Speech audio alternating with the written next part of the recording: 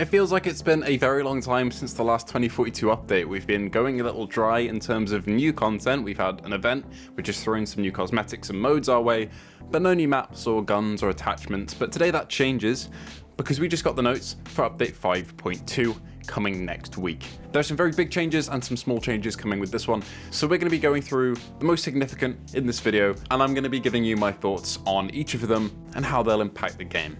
As an overview, the main changes are the Hourglass Rework, Vault weapons, namely SMGs, LMGs and sidearms getting proper attachments, squad orders and squad remove and lock, ammo crate improvements and dispersion tweaks for the SMG and LMG category of weapons. But let's go through them in detail, starting with the Hourglass Rework, which looks incredibly nice. Essentially, the size has been taken down a fair bit, with lots more cover and routes, essentially the same as all the other reworks, although this one is probably the most comparable to Breakaway because they've both been overhauled completely. We now have an underground section, the bridge is now collapsed, there's now a new security checkpoint, and downtown has a load more cover. Unfortunately, we have no word on the stadium, so possibly the stadium interior might not be accessible anymore, and that is incredibly disappointing, but I kind of want to offer a reason for that.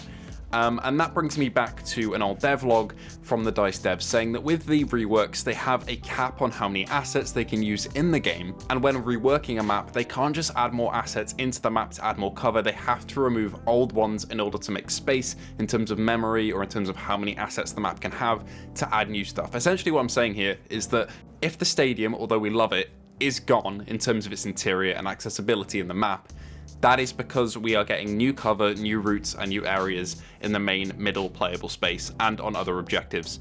Whether that's a sacrifice that people really wanted to make with this map, who knows, but it may be a sacrifice nonetheless that has been made to make the map a lot more playable. So rip the stadium if it's gone, but there's no word of this one in the patch notes that I can see. LMGs, SMGs, and sidearms are the final Vault weapons to receive all-out warfare attachments, so every single weapon category now have these attachments. All of the weapons in these categories in terms of Vault weapons have also had a pass-through, improving their damage curves, dispersion, recoil, and accuracy to make them feel more consistent with all-out warfare counterparts, just like the assault rifles did at the start of Season 5, which is always a big plus. DICE have said they're monitoring feedback and data in terms of these changes to see what people think of them, whether these weapons become too strong or aren't strong enough. Finally, in terms of big notes, we have the squad orders improvement. Essentially, squad leaders can now issue attack and defend orders like they always have, but now if you collaborate with your squad and do these, you'll earn additional XP, just like you did in Battlefield 5 in older titles. It's been a long time coming, it's been too long coming in my opinion, but it's great that it's here, and they've also added the feature of requesting for an order, and if that order is not fulfilled, your squad leader will be replaced by you.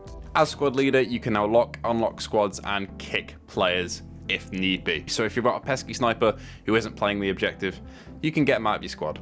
Moving on to smaller changes, an issue has been fixed where ladders would throw you off as soon as you get on them. This is also an issue that's still in Battlefield 5 and it carried its way over to 2042. Now that's been sorted, so you shouldn't go sliding down a ladder when you're midway through climbing up it, which is a big plus. There are a couple of fixes to Battlefield Portal naming conventions with custom experiences, and in terms of spawns and different elements of Portal. I personally don't really use the Portal editor anymore. I wish I did, I just don't really have time, but if you do, hopefully you'll feel some of these little fixes. Now we have Reclaimed in Custom Conquest in Portal 2, which is great. You can now customize that to your heart's content. We always get the new map in Portal in some layouts at the start of a season, but then in other layouts we get it later on, and this is the stage for that. Reclaimed is now in Portal to be customized in Conquest. This is a bit of a weird one, but ammo crates have been adjusted and so have medic crates. The overall ammo crate resupply time has been brought down from 20 to 15 seconds, and the medic crates are now down from 30 seconds to 16 seconds. I like this change, however, they've now made it so ammo crates have a shared supply. Meaning that if you get ammo for one crate, every single ammo crate on the map that you can take from also gets that cooldown. You can no longer go running between different crates and getting more and more supplies. I don't know how to feel about that one. I don't think that it was too overpowered, but I guess if you're a tank player, people can no longer just spam rockets. They're gonna run out a lot faster, so possibly vehicles are going to get a bit of a buff through this change. Finally, for all you AT grenade and C5 players, they fixed the issue where your C5 or grenade goes bouncing off of tanks. They should explode on impact or stick now, which is a big plus. I've used the AT man a couple times when I've thrown it at a tank and it's gone flying in the other direction and not detonated properly.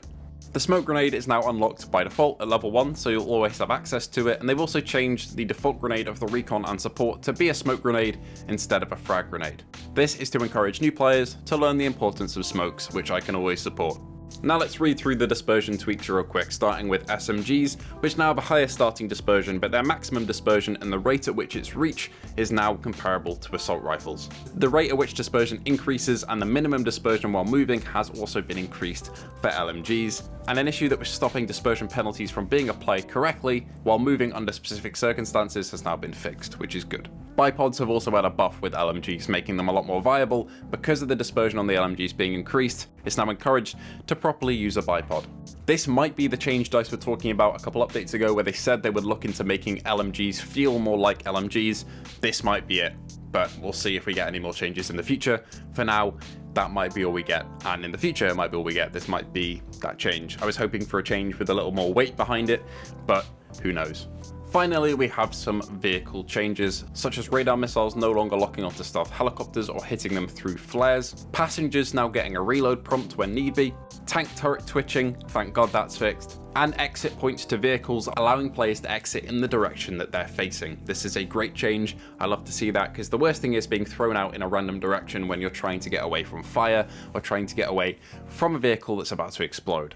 And that pretty much does it for this update. This was a fairly substantial one. I'm going to have to compare its length compared to other major updates like 4.1, 4.2 and all those ones, because I feel like this note list was a little shorter. It does feel like the patch notes are getting shorter and shorter, and maybe we're going to get more stealth changes next week. I'll be sure to cover those if we do, but there are some very substantial ones in here, and I'm very much looking forward to the Hourglass rework. Let me know what you think of it in the comments below, and if you want to come and talk to me or anybody else that loves this game, head over to the No Salt Discord. I hope to see you there. Anyway, thank you all for watching.